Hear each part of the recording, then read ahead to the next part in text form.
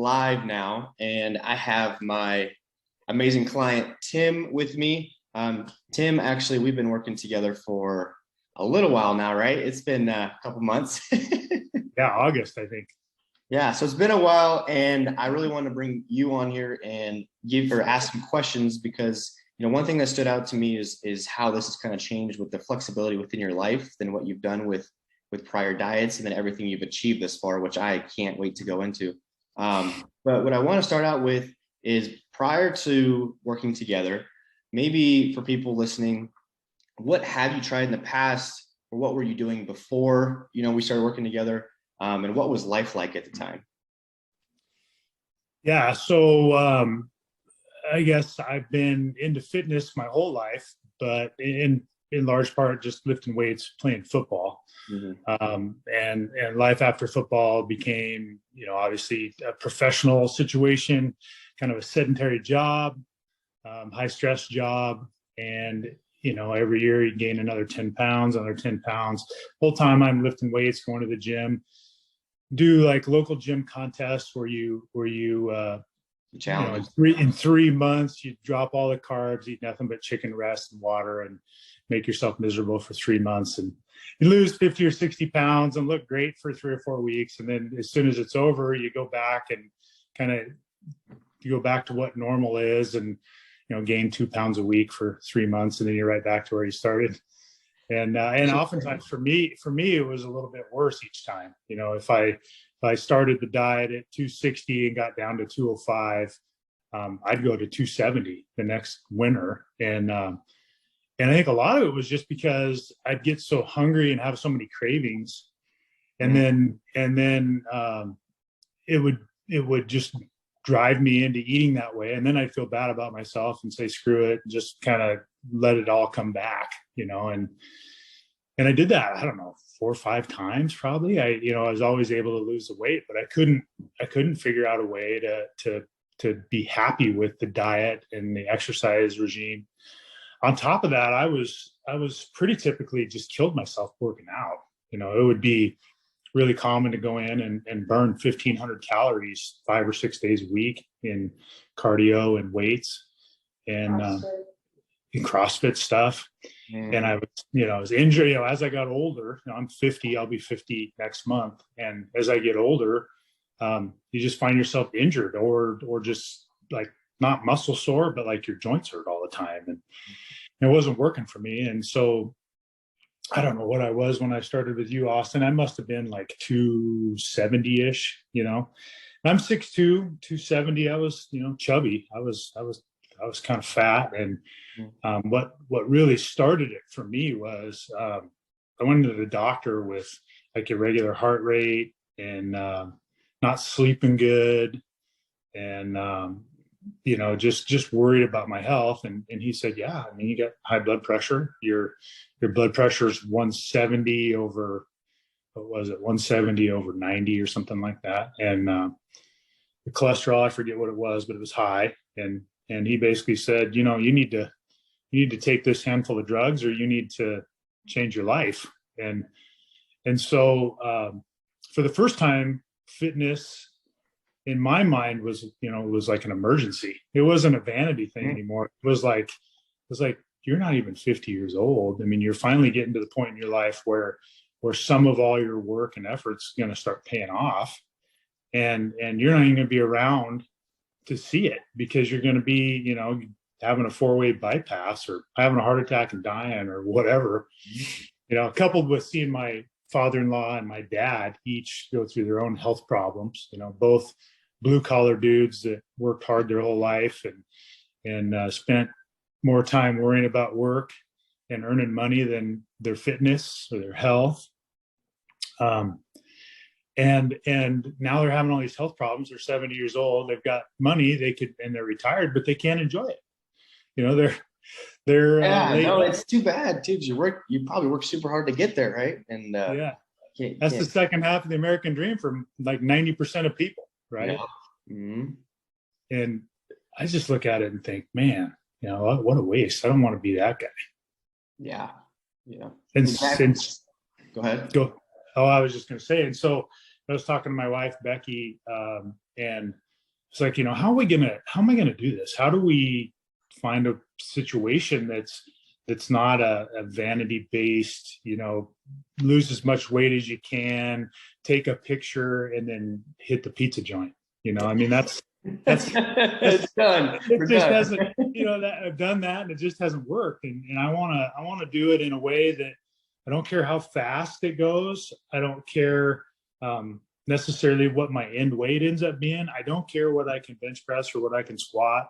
To me, it's not how fast I run the 40 anymore. It's not how good I look in July wearing my swimming suit. It's about how do I embrace life, enjoy it, feel good about myself, and become healthy. That was it.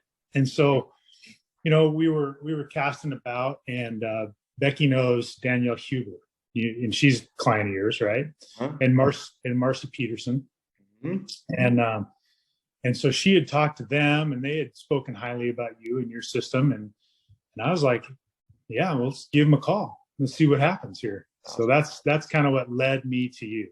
That's awesome. No, and they're great people, Danielle and Marcy, and I'm super glad they got you guys to give me a call, because I see this time and time again. Usually I would say at least 80 to 90% of people who call me, it's that fad diet or that crash diet or that challenge or whatever it is. We talked about it so many times, is the level of sustainability just never really is there, right? You can lose the weight, but how do we keep it off, right? And so that's what I want to ask you is, let's backtrack for a second, because you said started around 270. I think that's what I looked at too. And what are you today, or around last week or whatever was our last weigh-in? I weighed 222 last Thursday. Today's Wednesday. So we're almost 50 pounds, 48, right? 50. Yeah. So that's amazing. Congrats, by the way. I was just telling Tim before we hopped on here, like, you can see it in your face. I mean, you look great, dude. Yeah. But on top of that, 48, 50 pounds, whatever it is, what else? Because you talked about your cholesterol, blood pressure, all that stuff, and the meds. That is super huge to me. I was super excited because we've been talking about your endurance increasing, your like how fit you are, right? But also how much healthier internally we are. And so where did you start from, and where did you end with that now? Yeah. So I took my blood pressure last night. It was 117/70. So it's man. It's down like, I don't know, what is that, 52 points on the top side. Yeah. I'm down 20 on the bottom side. Of course, my weight, my cholesterol meds, I like I said, I don't remember the numbers. I can get them for you, but basically the doctor said you don't need them. You're doing good. So I'm off of those meds, which is a big deal to me, really big deal. Mm-hmm. I feel great. I think I feel good about the way I look. So I have all these pants that I used to wear, and they were 40-inch waist, and they were a little snug. And Becky brought home some 34s last night that fit, and so that's what I'm wearing right now, man. There we go. And my test when I need new pants is I pull them up and button them, and if I can put my hands in my pockets and shove them down over my hips without, then they're too big. So so that's what 4 inches. Yeah. No, 8 inches. So yeah, no, you're right. 6 inches. 6 inches.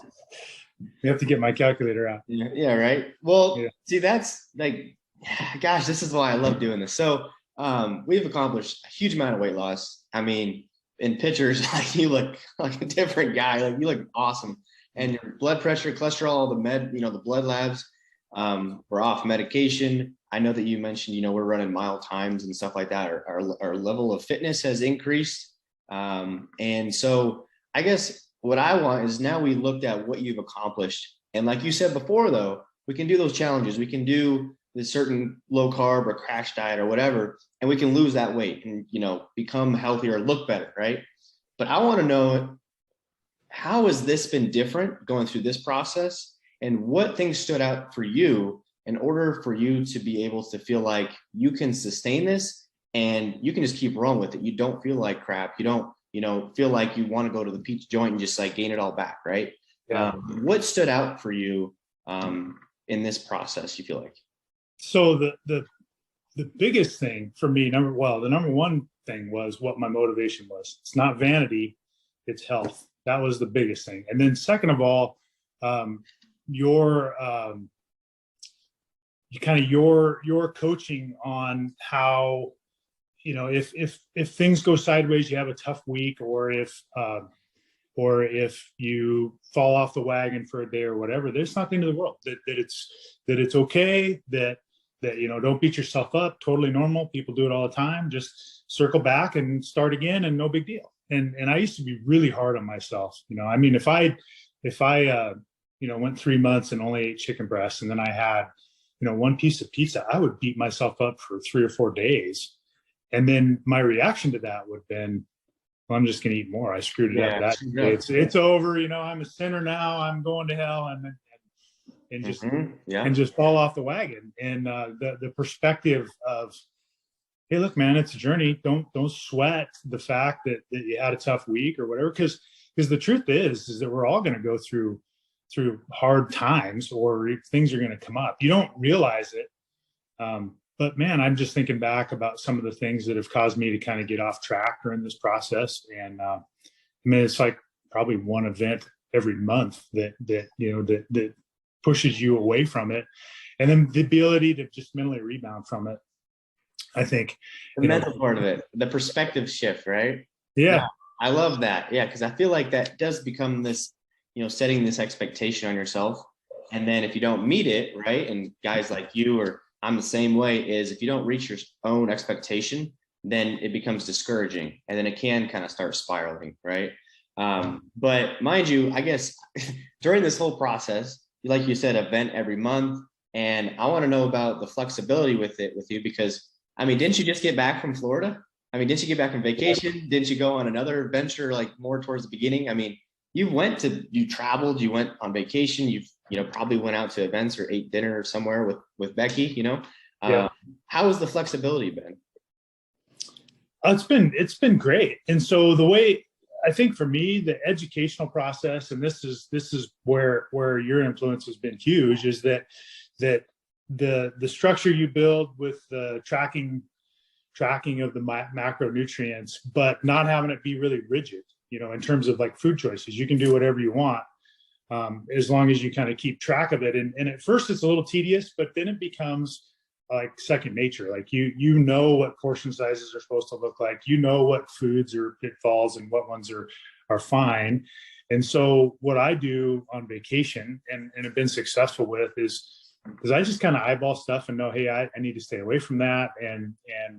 And then I'll look at something and say, that's probably okay. I'm not going to worry about putting it in my app. I'm just going to relax my mind for right now. Mm-hmm. And I'm just going to eat what I remember my quantities to be, close to it. And it's a food that kind of falls into this category that's probably just fine.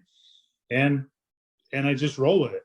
And it's been really good. I've been on vacation and been active, but not necessarily exercise. And that's been fine. I mean, it's the exercise part for me. And that's one thing that we probably should talk about is I'm not burning 1,500 calories a day. not just exercising. I mean, in total, I probably am for sure. But the exercise part it's intense but short. Like I'm sitting here still sweating. I went into the gym at 6 o'clock, came home at 7, worked out hard for 40 minutes, and I'm still sweating. It's not hot in our house, but I'm like sweating because I'm sitting still, not moving around. And, it's because I think my metabolism's fired up, Yeah. You've definitely, that's what I was going to say, is not only have you lost a bunch of body fat, right? That scale weight has shifted a lot, but in my eyes of how we went about the training, we can dive into that, is we didn't just lose all the weight to become skinny, right? Like you look muscular, like you look athletic. I mean, your arms are looking great, dude. Every time I see your check, I'm like, damn, I wish I had Tim's arms.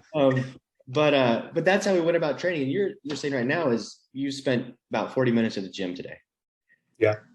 And how many days are you doing that right now? I go 5. 5. Okay. 5 days, 40 minutes. Yeah. Not bad. Yeah. And there's days when it's 35 minutes, just depending on how hard I'm pushing. And that includes 10-minute warm up, on the treadmill or whatever. So That's awesome. Yeah. And you were saying that, I know it was a personal challenge for you of your endurance and stuff. We're running that mile. And I don't know if you remember what your mile time was a couple of months ago or a month ago, right?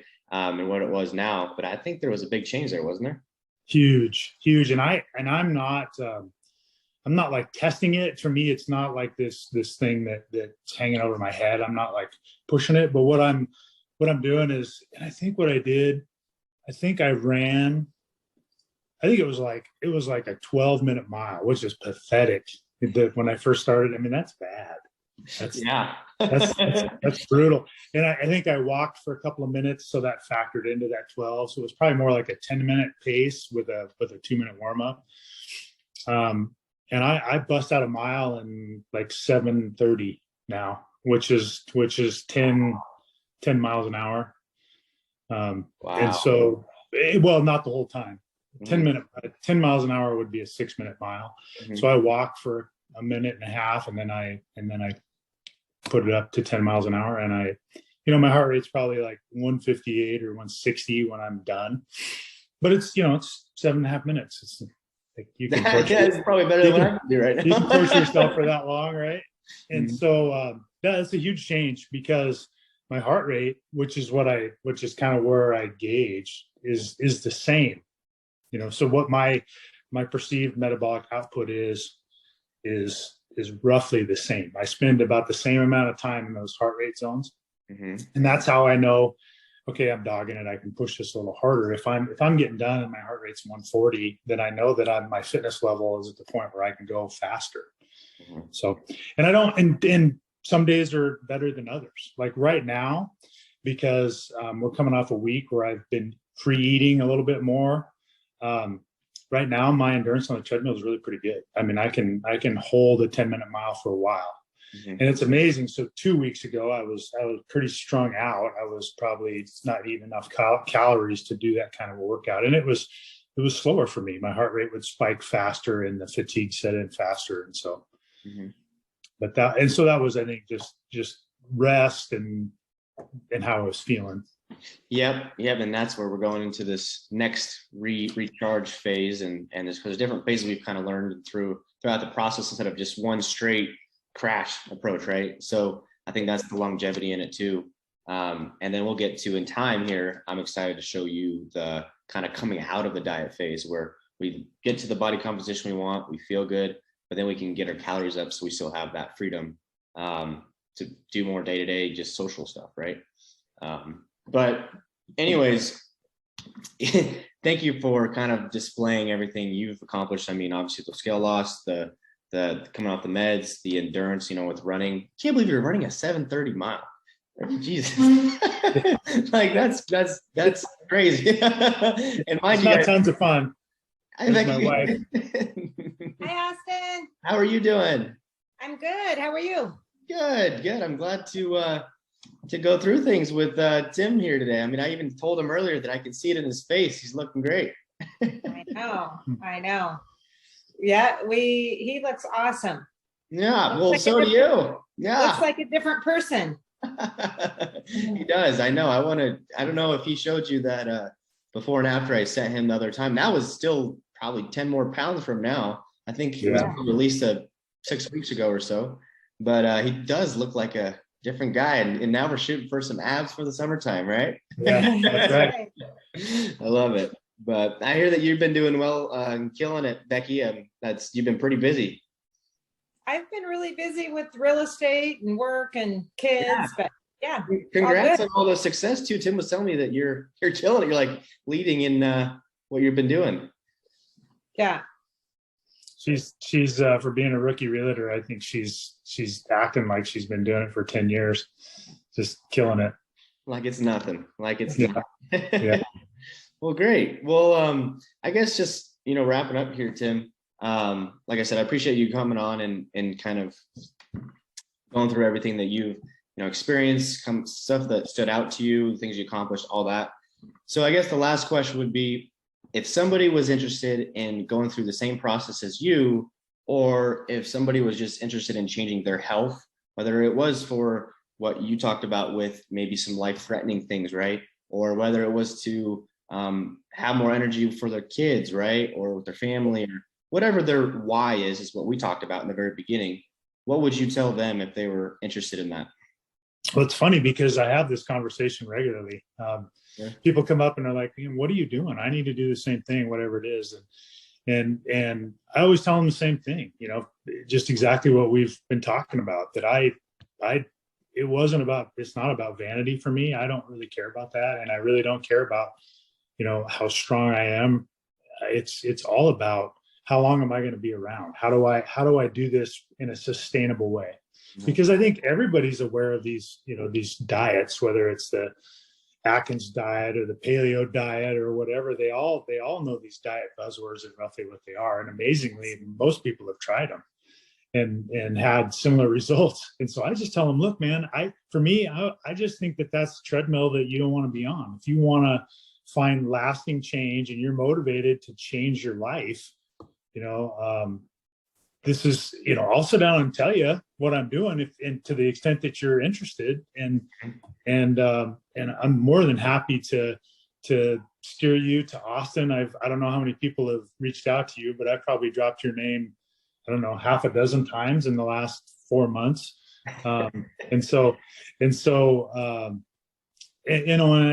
just roughly line it out. And it's like, everyone can see the results. Everyone sees that I look different, and I tell them about how different it is. And then everybody knows that there's a catch somewhere, right? That the work starts and ends. And so what I do is I just try and be really, really honest with them about, Great. Okay, here's the deal. Here's why those diets don't work. It's why they didn't work for me. Here's why this situation is working for me, because it's sustainable, because it has a lifetime view. It's not a 3-month view or let's get you through the summer or let's get you to Christmas or whatever. It's about let's figure out a way that you can work through this for the rest of your life. Teach you how to do it for the rest of your life. And it's funny. A lot of people are like, oh, okay, and then you can just tell they're not motivated to follow through, but I don't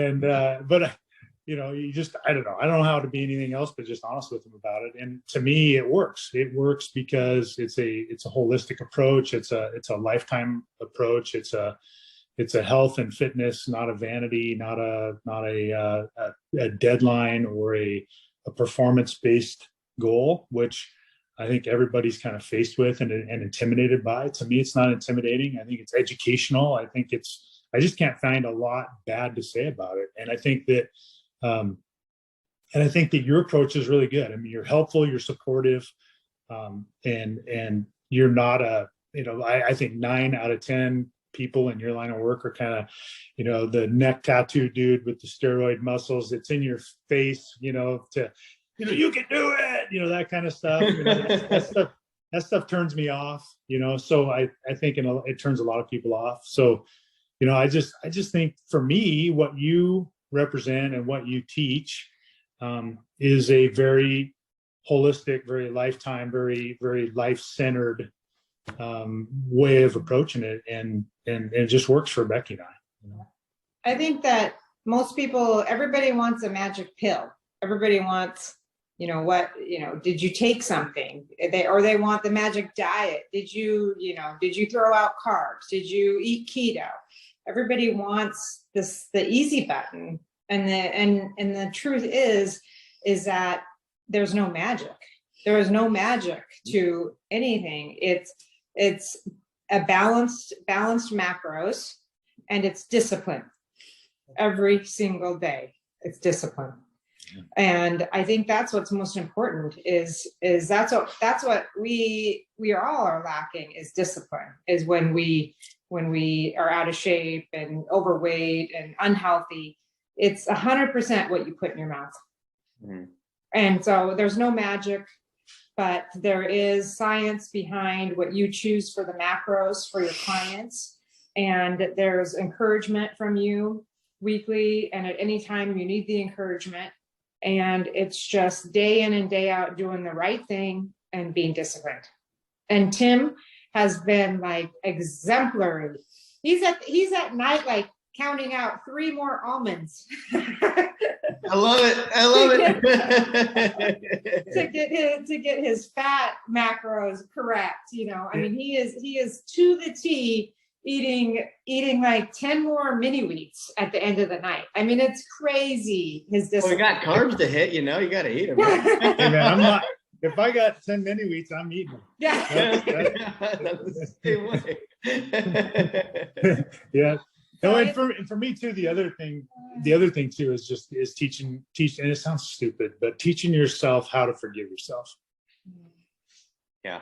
For me is a big deal. And it sounds really, really, I don't know, wimpy or something, but for me, it was a big deal. If I'd have a tough week or whatever, and I drank too many beers, or I, ate a big piece of cake or whatever, I'd beat myself up to the point where I couldn't get back to being healthy.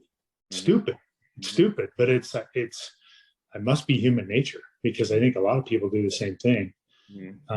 And just learning that, hey, relax, it's okay, just get back on. Right. Yeah. No, that's super huge. And that's, I think, a big thing that I try and incorporate within the process is everybody always, right? Like, I'm going to look on Instagram or Facebook or wherever, and they're going to see the before and after, the physical changes that you see, right?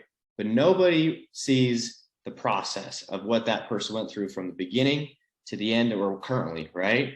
And so in order, and you guys both explain it in your own way, Becky was more like, okay, discipline or adherence, right? And Tim, you're saying, because that's all I'm too hard on myself, right? And there's always that spectrum where what happens is, like I told you before, like the expectation, and it can create this discouraging spiral where we say, yeah, screw it, right? And that's what I often see is, one, with crash diet or fads or the magic diet or keto or whatever, it's okay, great, I'm going to lose all this weight, but the education isn't there. So we're being told what to do rather than why are we doing this, right? And so that creates this, once we get to the end point, we don't enjoy it, we don't like it, we don't want to do this for the rest of our life. We're just, we looked good, okay, great, now we're done, we're going to go eat out. So there's like that part of it where it's not, maybe we don't want to put the effort in, but it's we don't understand how to sustain that, the results that we got, right? And then the other end with you, Tim, it's more like, okay, I'm too hard on myself. The mental shift here is, how can I make this the longevity of this longer by changing my mental shift of one day out of 365 in a year or whatever it is, right? It's not going to kill me, or having that viewpoint of, fell off macros. We had a couple extra beers. Great. I even now ask, like, I hope you had a great time. What'd you guys do? Right?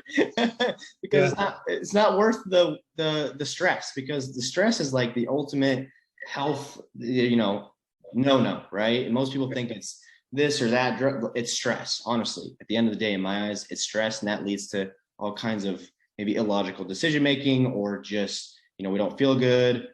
We have that mindset that's more discouraging, right?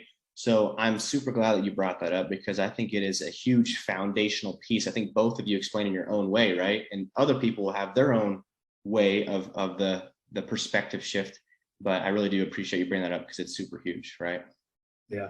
I think that too, like if you have a partner, or, if you have a partner in your home, I think to do it together is massively a huge benefit. Because, for example, like when we eat out, you choose a different place to eat. You may choose a different place to eat together because you both have the same goals.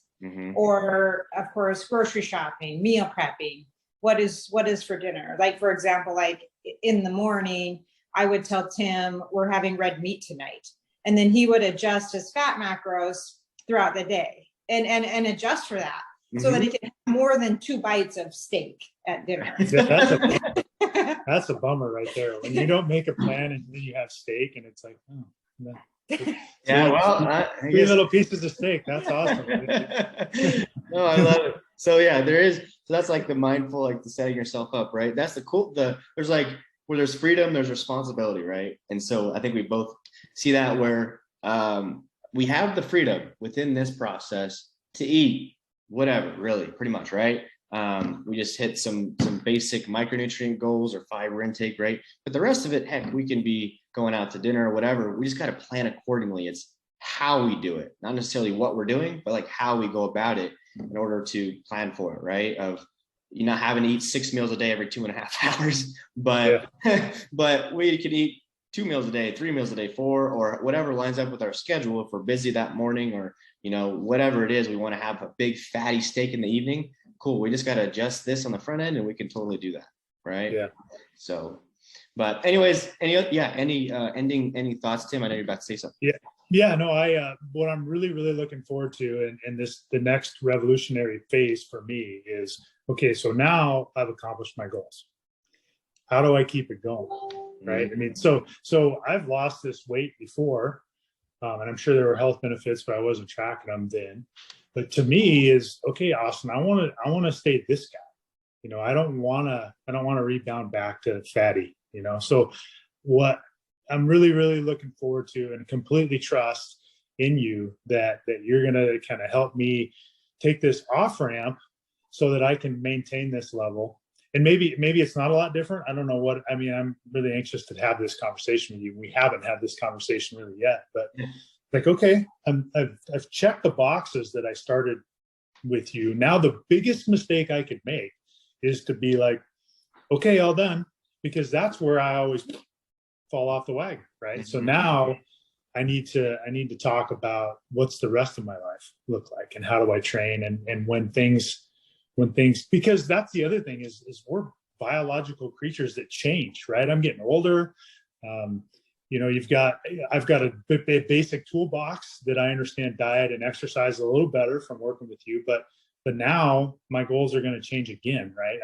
It's not lose weight. It's okay. I want to stay right here, and so it can't endlessly be leaner, because at some point you just get lean enough, right? Or it's not healthy to be. Yeah, you don't want to be. Yeah, exactly. Then it's negative effects. Yeah. So anyway, I'm really looking forward to that conversation, and we're getting close to that. I'd like to probably lose another, 4 or 5 pounds, and then I think I'm there. So for where I want to be. Perfect. Well, that's what we can do. And I'd love to have that conversation with you, because I think it is super important, the transitionary phase, because I want you to experience, like, if you think you have some freedom with the flexibility within, like, planning ahead with your food choices now, we're going to go through some metabolic flexibility on the upscale part of adding that food back in. But what we're able to do with maintaining what we have already accomplished, because I think that's a lot of times what people are scared of, or it sucks, is we diet, lose all this weight, and then we're told to just keep doing all the cardio and to eat no carbs and all that. There's like no end. There's no light at the end of the tunnel. But if you guys have been following me, I don't know, Becky, if you've been seeing, but like I did my dieting phase probably 12 weeks ago, right? The end of it. And from there, my lowest point was, we'll say 1,700 calories, I think. And I'm doing bodybuilding, right? So it's pretty low. But now I'm eating like 3,800 calories in a day, but still maintaining the body fat percentage I'm wanting, right? And so I'm not saying that's going to be the extreme for you. It's all individual, but I'm saying there is a spectrum there for everyone, where it allows you to have more freedom, right, within the food selection, but still maintaining where you want to be. And I do want to go through some other, psychological things, mental things of, okay, yeah, our goals have shifted.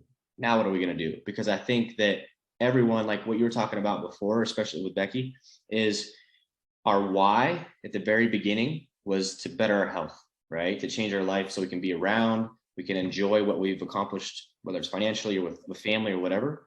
And now I think that it's always good to have another something to latch onto, because without purpose, right, oftentimes it gets pushed to the side, or priority, right? Priority comes from that purpose. And so I think we should have that conversation with you, because I can talk about all the cool, fun stuff of bringing your calories up and having all these fun foods, but that doesn't matter as much as having purpose in your life. And I think you're a very purpose-driven guy. And that's why you've had a lot of success in your lifetime, just because you've, took action on that. So that's where I think we should move to next, for sure. Awesome. Can't wait. Cool. All right, guys. Well, thanks for hopping on here. If I will probably be talking to you guys tomorrow on check-ins. Okay, sounds good. All right, thanks, guys.